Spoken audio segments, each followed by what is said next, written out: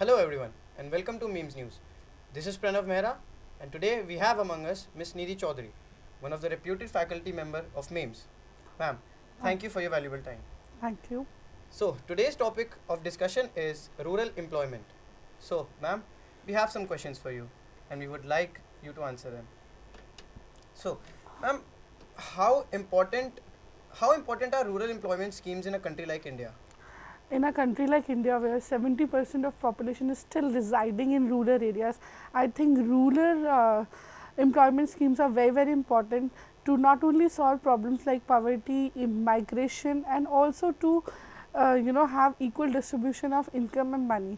So they are the kind of backbone to our economy, and they are very integral to our economy. Okay ma'am. So what are the schemes available? So there are various government schemes, and also there are schemes by private NGOs like Narega. You have Swan Rojgar scheme, then you have Jawar Rojgar scheme, you have self-employment schemes in government sectors, and also various NGOs are helping these rural people and laborer class to get employment, and employment guarantee schemes are there. But only lacking point in these schemes are either people are not aware, or there is a problem at the implementation level. Ma'am, as far as today's trend is concerned, availability is not enough. Awareness is another important factor. Ma'am, what are the major steps regarding it? You are quite right, because having something is another part, and having something in the mind of people is another thing. I think that is what is the role of you guys, that is the role of media, where media can come across with the government department and they can help in the awareness programs, and we can have various social campaigning so that the people at the rural level, they know about these schemes and they get access to these schemes and they make use of it. Not only that we should have these schemes on paper, or we should have these schemes on board, we should also have these schemes in the mind of people so that they can make best use of it. But only aggressive media campaigning can help us to create that kind of awareness amongst the people. Ma'am, you're right about that. So ma'am, how much fund is allocated by the government to all these schemes? See, every year, as I said, we have 70% of population residing in rural areas. So it is a major chunk of our budget which goes to the allocation of these schemes. But the success and the outcome of these schemes only rest on how profitable these schemes have been to the real people out there, to the masses. Not only that how much fund is allocated to them, but is that fund appropriated in the best way? That is what we have to look to. Yes ma'am. So ma'am, as we have seen that most of the factories are located in rural areas. The rural people residing in that areas, what are the steps to train them so that they could work? I don't agree that most of the factories are situated in rural area, but yes, there is a trend that wherever the cheap labor is available, we try to establish our factories there, so that accommodation of labor is easy, and also we can get labor at hand. But these kind of employment are now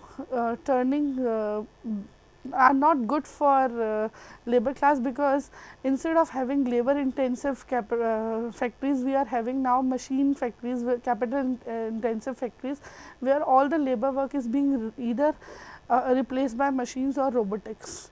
For example, in the case of Maruti, what happened? All those labor class were, they were on roads just because one single factory overnight switched over to machines and robotics, and they were unemployed. So we have to not only ensure that factories are there, we have to ensure that for long term they get good useful employment, not short term employment, in the case of Maruti we had seen. I'm talking about all the normal people. In today's world, women play a major role. Women play a major role in contributing to any economy of a society. So, ma'am, the women in rural areas can seriously contribute in industries like sewing and pottery and agriculture. Ma'am, what are the steps to train them or to make them aware about it? I think I agree to you that women is a good contributor to any walk of life. They are the better half of the society. But what kind of employment they are getting and what kind of engagement we can have in the rural areas is we need to understand their social dynamics, because they, most of them are illiterate, and also they are the house runners, they are the housemakers, they have to take care of their children, they have to cook for their families. So they are either engaged in small scale industries like basket making, beedi making, carpet making, or they are engaged in cottage industries. And simultaneously we need to have provisions like Anganwadi or Asha Didi, where they can keep their child for the entire day and they can go for employment, and their child and their household duties are also taken care of. So we cannot have exclusive employment schemes for them. We need to have schemes where their children, where their household needs are also taken care of. I'm talking about household needs. I mean, today's common trend, there is a major problem of disguised employment. What do you have to say about that? See, disguised employment is a kind of employment where we are not aware, where a person who is actually unemployed is not aware that I am unemployed.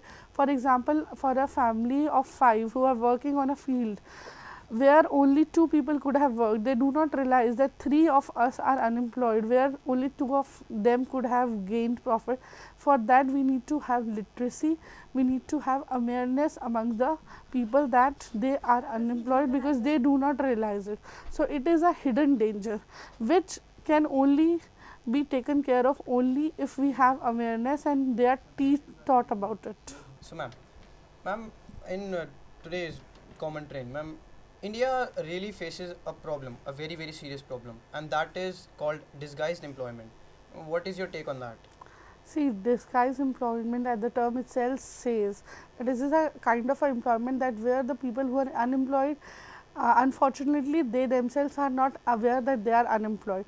For example, for a family of 5 who is working on a small field where they could have only 2 members who could have worked on that field and make the same kind of profit they are making. So hence these 3 people who are extra employed there, they are unemployed. So only this kind of awareness can come when first you have awareness, second literacy, and third you have ample opportunity. When somebody is free and somebody does not have ample opportunity, they kind of try to help their family in whatever work they are doing, and hence that kind of helping hand becomes an unemployment, because it is a burden. They are not making any physical use or profitable use out of that. So awareness and literacy is must, and also we need to have a support system in terms of ample opportunities, ample employment opportunities for the same. This debate has been going on for years, that we lack in awareness, in education, and as you said, support system. So ma'am, where do we actually lack? Because we know all the factors. See, this is, as you said, you put it that it has become a vicious circle. We need to break this vicious circle, because all of these things, poverty, illiteracy, unawareness and unemployment, they go hand in hand. But for that we need to break it from somewhere. We need to create more and more employment. We need to create inclusive employment for them. Also for illiteracy, we cannot tell them to go to school overnight when they are hungry in their stomach. We need to feed them, we need to give them employment. Also we need to teach them in a very fun way, as in the night schools, in part-time schools, or through folk media. We need to use unconventional ways to tackle with these problems. So there has to be some innovations in these fields. You cannot go conventionally and have a miracle overnight. You need to be very patient with these things. So ma'am, do you think that our government has been successful in implementing some of the schemes or some of the policies that might help these people? Yeah, I'll not always blame government for everything.